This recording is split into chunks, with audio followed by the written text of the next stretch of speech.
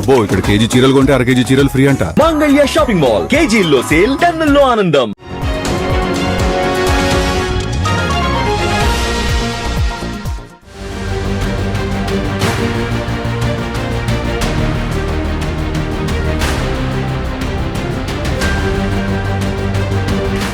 అనేక అంచనాలను తలకిందులు చేస్తూ ఊహాగానాలను పటాపంచలు చేస్తూ ప్రెసిడెంట్ పదవిపై పెట్టుకున్న నాయకుల ఆశలు గల్లంతు చేస్తూ కమలం నాయకత్వం అధ్యక్ష పదవిపై నెలకొన్న ఉత్కంఠకు తెరదించింది. పార్టీ విధేయుడికే పట్టం కడుతూ తెలంగాణ బీజేపీ అధ్యక్షుడిగా రామచంద్రరావుని నియమించింది. రాష్ట్ర అధ్యక్ష పదవికి ఎన్నికలనగానే కనీసం 3-4 నేతల మధ్య పోటీ ఉంటుందనుకున్నారు అంతా. కానీ కేవలం రామచంద్రరావు నామినేషన్ మాత్రమే పడడంతో ఇది ఎన్నిక కాదు, ఎంపిక మాత్రమేనని తేలిపోయింది. అధిష్టానం ఆడిన పొలిటికల్ గేమ్తో ఈటెల, ధర్మపురి అరవింద్, బండి సంజయ్ లాంటి నేతలంతా సైలెంట్ అవ్వక తప్పలేదు. ఒక్క రాజాసింగ్ మాత్రమే ఉండబట్టలేక బగ్గుమన్నాడు. రాజీనామా చేసి పార్టీ నుంచి బయటకు వెళ్లిపోయాడు. సరే, ఇదంతా పక్కన పెడితే ఇప్పుడు రామచంద్రరావు ఎంపిక ప్రత్యక్షంగా బీజేపీ కంటే పరోక్షంగా సీఎం రేవంత్ కు మేలు చేస్తుందనే చర్చ జరుగుతోంది. అసలు ఈ రకమైన చర్చ ఎందుకొచ్చింది?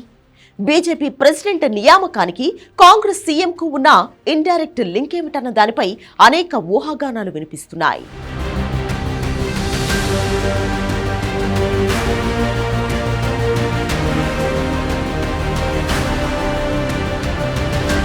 అంతా ఊహించినట్లుగా ఈటెల రాజేందర్ని గనుక బీజేపీ హైకమాండ్ అధ్యక్షుడిగా ఎంపిక చేసి ఉంటే స్టేట్లో పొలిటికల్ సీన్ మరోలా ఉండేది. కాంగ్రెస్ ప్రభుత్వ వైఫల్యాలపై ఆయన దూకుడుగా పోరాటం చేసేవారన్న టాక్ వినిపిస్తోంది.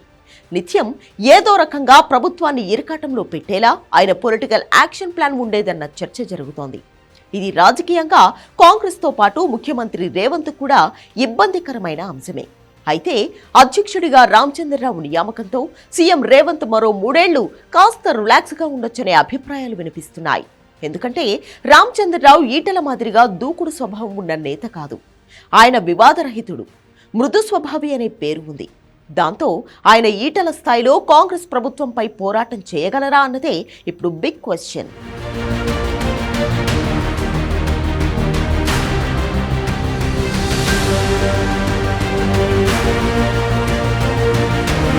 ఇదే సమయంలో తలెత్తుతున్న మరో ప్రశ్న, అసలు ఈటెలను ఎందుకు పక్కన పెట్టారు?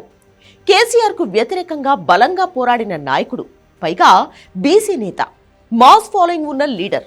బీఆర్ఎస్ అధికారంలో లేని ఈ సమయంలో ఈటెలను గనక ప్రెసిడెంట్ చేసి ఉంటే బీజేపీ మరింత దూకుడుగా వ్యవహరించే అవకాశం ఉండేది. అయితే అధ్యక్షుడిగా ఈటెలను ఎంపిక చేయకపోవడానికి అనేక కారణాలు కనిపిస్తున్నాయి. అందులో మొదటిది పార్టీలో అంతర్గత విభేదాలు. ఈటెల, బండి సంజయ్ లాంటి నేతల మధ్య విభేదాలున్నాయనే ప్రచారం ఉంది. ఇది పార్టీలో సఖ్యతను కాపాడేందుకు అధిష్టానం ఈ నిర్ణయం తీసుకుని ఉండొచ్చు. పైగా రామచంద్రరావుకు ఆర్ఎస్ఎస్ తో పాటు పార్టీ సీనియర్ల నుంచి మద్దతు బలంగా ఉంది. విధేయుడికే ప్రాధాన్యత ఇవ్వాలనుకోవడం ఓ కారణం కావచ్చు. అందరినీ కలుపుకుపోయే వివాదరహితుడైన నేత అయితే పార్టీ విస్తరణ సులభమవుతుందని అధిష్టానం భావించి ఉండొచ్చు. పైగా అసెంబ్లీ ఎన్నికలకు ఇంకా 3.5 ఏళ్ల టైం ఉంది. సరిగ్గా ఎన్నికల ముందు మళ్లీ అధ్యక్షుడిని మార్చే ఆలోచనతో ఈ నిర్ణయం తీసుకుని ఉంటుందనే చర్చ జరుగుతోంది. అప్పుడు బీసీ సీఎం కార్డుతో ఈటెల సారథ్యంలోనే ఎన్నికలకు వెళ్లాలనే లెక్కల్లో కమలం హైకమాండ్ ఉండొచ్చన్న టాక్ వినిపిస్తోంది. ఇప్పటికైతే రామచంద్రరావుకు పార్టీ పగ్గాలు అప్పజెప్పి సరిగ్గా ఎన్నికల నాటికి ఈటెలను ప్రెసిడెంట్గా చేస్తే బీజేపీని దూకుడుగా ముందుకు తీసుకెళ్తారని అధినాయకత్వం భావించి ఉండొచ్చనే వాదన గట్టిగా వినిపిస్తోంది. అయితే ఈ గ్యాప్లో ఈటెల రాజేందర్ సైలెంట్ అవుతారా? కొన్నాళ్లు రెస్ట్ తీసుకుని మళ్లీ తన దూకుడును కంటిన్యూ చేస్తారా? ఎన్నికల దాకా ఓపిక్గా ఉంటారా అన్నది ఇంట్రెస్టింగ్గా మారింది.